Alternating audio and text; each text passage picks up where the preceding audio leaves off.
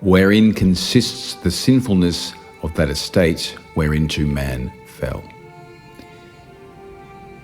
It was grasping at a rate of evolution which the group mind did not have the wisdom to comprehend.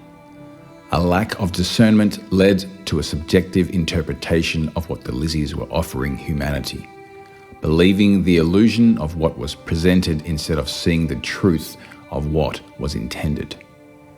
The group was more preoccupied with getting for the self rather than recognizing the state of love in which it existed relative to its creators and fellow beings.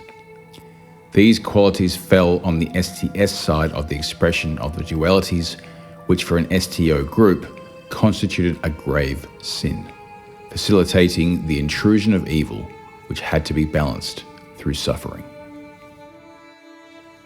How is original sin conveyed from our first parents unto their posterity?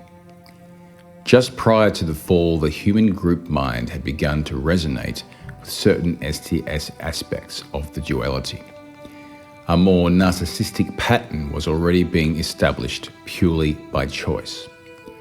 The bodies they jumped into were biologically wired to accentuate these tendencies with their dopamine cravings and predispositions to form addictions. They had selfish genes. They also reveled in the novelty of the orgasmic experience, which tended to increase their narcissism, and as they became more self-centered, the spiritual modes of behavior quickly receded into the mists of legend. The Lizzies' later tweaks largely eliminated perception of the psychic, giving what was once self-evident a more theoretical and esoteric character, causing the physical material world to become the new center of gravity as the only thing remaining readily apparent. The spiritual experience in many ways reflected the material experience, with the soul being unable to fully apprehend the nature of its incarnation. And so it became acclimated to the new reality of limitation. The feedback loop kept building on itself until it essentially became a closed circle. It became impossible to go back because humanity had become a different species, both spiritually and physically, from what had existed before.